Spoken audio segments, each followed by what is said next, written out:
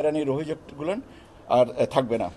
আর এটার ব্যাপারে যদি আরেকটা তথ্য আমি আপনাদেরকে শেয়ার করতে চাই, সেটা হচ্ছে যে 2020 সাল থেকে আমরা যখন এই ক্যাটাগরি করে আপনার কারেকশন প্রসেসটা শুরু করি, তার থেকে অ্যাজ অন টুডে, মানে আমি 30শে জুন পর্যন্ত আমাদের মোট আবেদনের সংখ্যা হচ্ছে 54,76,114টা।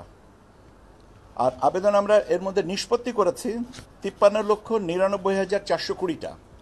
তো মানে সংখ্যাগত হিসাবে আবার ওই পুরনোটাই আসে, 76,694টা আমাদের কাছে এখনো অনিষ্পন্ন আছে, যেটার বয়স এক মাস বা কয়েকটা ক্ষেত্রে 8 মাসের বেশি, যেগুলো আমরা এখনো পর্যন্ত তথ্য পাইনি। এই হচ্ছে স্যার আমাদের মোটামুটিভাবে আমাদের আপডেট। এখন আপনারা আমাদের সাথে নিশ্চয়ই একমত হবেন যে কাজটার আমাদের সহকর্মীরা মাঠ পর্যায়ে নিরলস প্রচেষ্টার মাধ্যমে এটা করেছেন, এবং আমি মনে করি যে আপনাদের মাধ্যমে তাদের একটা ধন্যবাদ পাওয়ার সুযোগ আছে।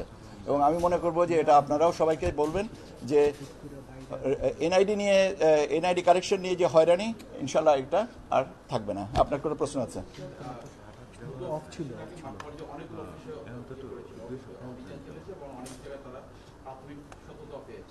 আমার প্রশ্ন হচ্ছে যে আপনি যে পরিসংখ্যানটা দিয়েছেন, এর বাইরে যে মানুষের মাঠ পর্যায়ে ভোগান্তি, সেই ভোগান্তি নিরসনে আপনি ইলেকশন কমিশন থেকে এই পর্যন্ত কি কি ব্যবস্থা নিয়েছেন?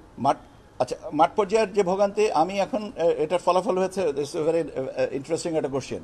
এর ফলাফল হয়েছে কি, আমার ফোন নাম্বারটা সবার কাছে বোধহয় পরিচিত। আমি এখন SMS এর মাধ্যমে অথবা টেক্সটের মাধ্যমে হোয়াটসঅ্যাপে আমাকে অভিযোগপত্র পাঠাচ্ছেন মাঠ পর্যায়ে থেকে। সেটা আমাকে পাঠাচ্ছেন চাঁপাইনবাবগঞ্জ থেকে, আমাকে পাঠাচ্ছেন ফরিদপুর থেকে, আমাকে পাঠাচ্ছেন চাঁদপুর থেকে, বিভিন্ন জায়গা থেকে আমাকে তথ্য পাঠাচ্ছেন। এবং তথ্য পাঠানোর সাথে সাথে এই হয়রানির তথ্য যেটা পাঠাচ্ছেন, আমরা তাৎক্ষণিকভাবে এই জিনিসটাগুলো নিচ্ছি, আমরা কমিটি করে দিচ্ছি, পর্যালোচনা করছি, আমাদের এখানে ডেটাবেজে সেটা সত্যতা নিরূপণের চেষ্টা করতেছি, এবং যেটা সত্যতা সাপেক্ষে সত্য যদি হয় ঘটনা, নিশ্চয়ই তার দৃষ্টান্তমূলক শাস্তির ব্যবস্থা করা হবে। এবং এটাও আমি আপনাদেরকে সময় মতন জানিয়ে দেবো যে কয়টা কেসে কয়টা হয়েছে। আর দুদকের ব্যাপারটা হচ্ছে, দুদকের কাছ থেকে এখনো পর্যন্ত আমি রিপোর্ট পাইনি, অতএব যেটা পাইনি রিপোর্টটা সে সম্পর্কে আমার মনে হয় মন্তব্য করা ঠিক না।